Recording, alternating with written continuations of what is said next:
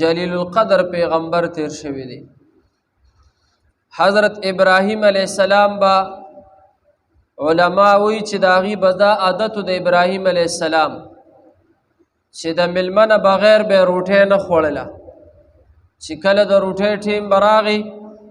نو حضرت ابراهیم علیہ السلام به بهر اوتو او د ملمه تلاش پیو کو ملمه به را پیدا کو. کپلاره کې به مسافرو یا به څوک بل څوک ملمه بو ابراهیم علیہ السلام بزان سر را و سروټه ته بیکینول داغي بدا عادتو. نو په دې آیاتونو کې د ابراهیم علیہ السلام یو څو ملمانه راغلو چې هغه عزتمن ملمانو او هغه داسې ملمانو چې هغه د الله د طرف نه فرشتي راغلي وي. او ابراهیم علیہ السلام ته پته نه و چې دا فرشتي دي.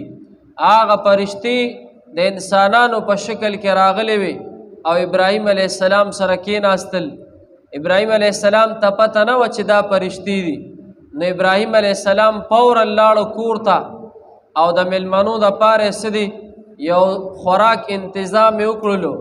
او عجیبه خوراک دسی تیار کړلو چې الله پاک په قران کې په خپل ذکر کوي. وې داسې خوراک چې سقي حلال کو سقي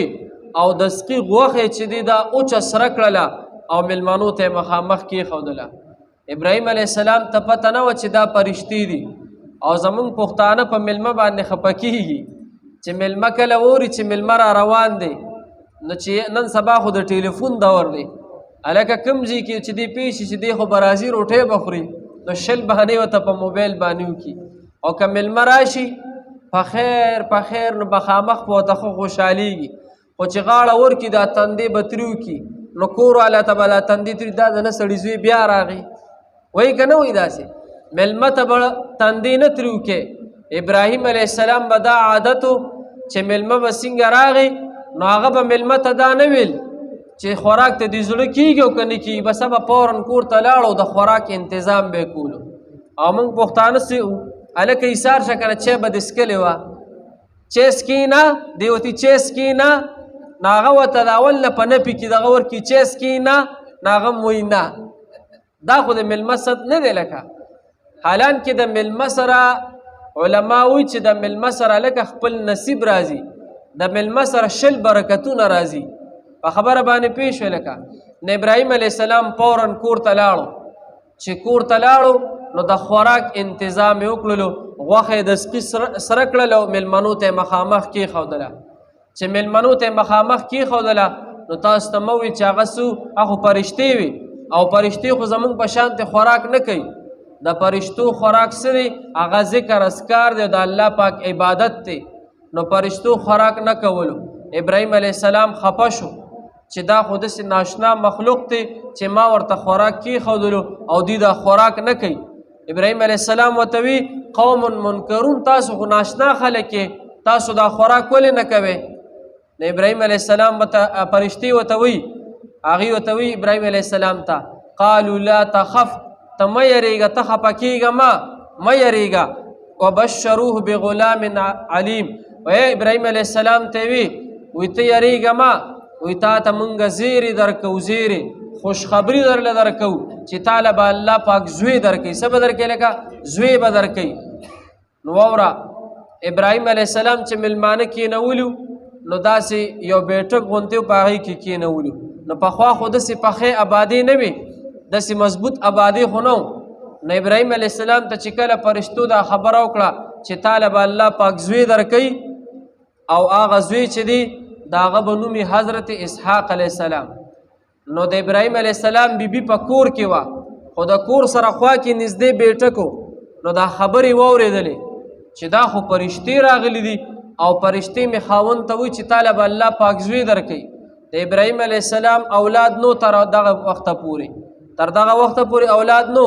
څوک وایي چې اولاد یو خو د حضرت هاجرې نه اولادو حضرت اسماعیل علیہ السلام او د حضرت سارا نه اولاد لانو. د حضرت سارا نه الله پاک ورله بیا حضرت اسحاق علیہ السلام ورکو. نو د ابراهیم علیہ السلام دا بیبي دا لږ بوډه شوې وه. نو ابراهیم علیہ السلام بیبي چې دا خبره واورېدله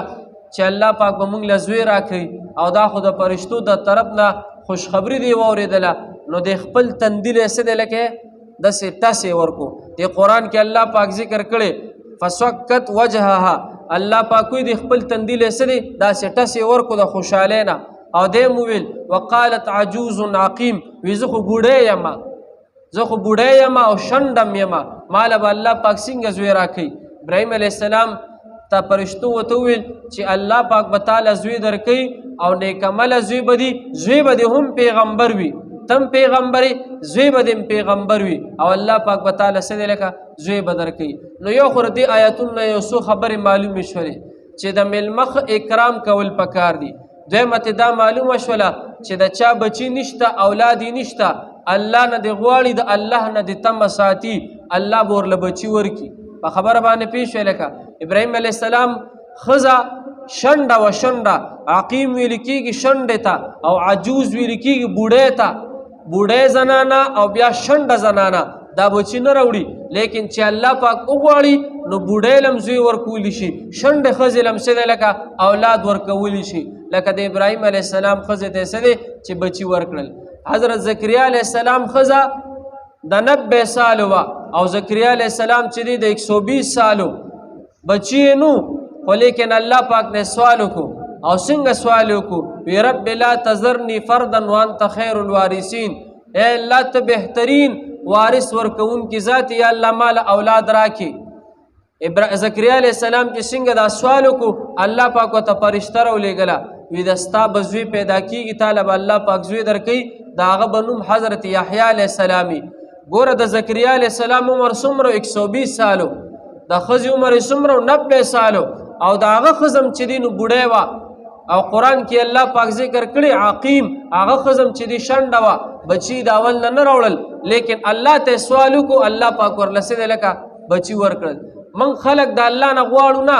موږ خلک اول څه کوو په زیارتونو ګرځو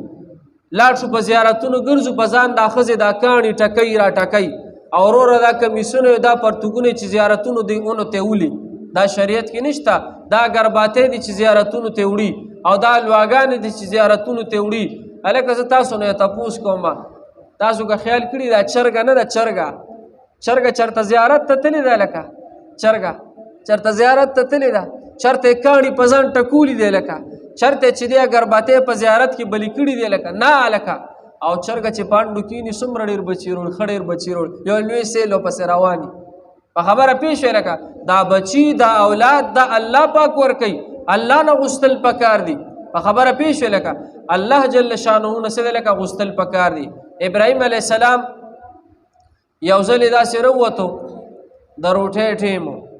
چې د روټۍ ټیم داسې راووتو میلمه تالاشي کو تاسو ته ما دا اول نه وي چې د میلمه نه بغیر به یې روټۍ نه خوړله د میلمه تالاشي کو نو په میلمې کتو لاره کې ورله یو بوډا ورغی چې یو بوډا سپین ږیري سړی ورله ورغی ابراهیم علیه السلام ورته یې راځه ما سره روټۍ وخوره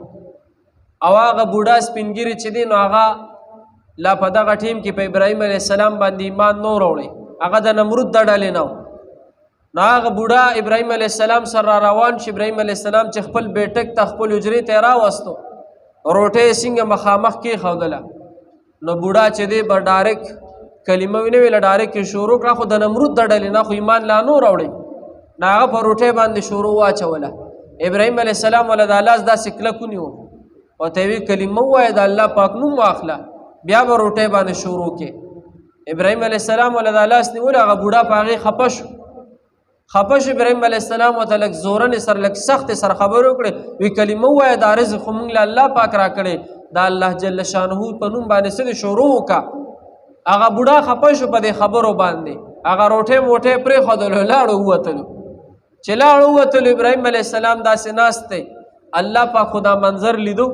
الله پاک خو په هر څه باندې قادره دی یو فرشته الله پاک ابراهیم علیه السلام ته راولېږله وی لاړ شه ابراهیم علیه السلام ته ووایه چې الله پاک وایي زه تا نه ډېر سخت خفه شوم په دې باندې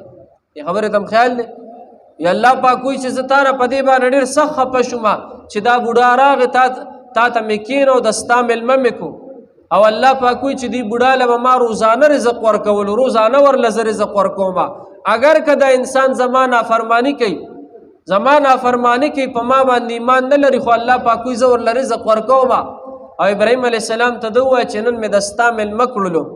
تا ته مې محتاج کړلو او ستا رزق ته مې کینولو نو نن ورته تا دومره سختې خبرې وکړلې دومره دې وراټولو هغه بوډا چې د ستا هغه رزق یې پرېښودو لاړو پاسېدو تا نه خفه شولو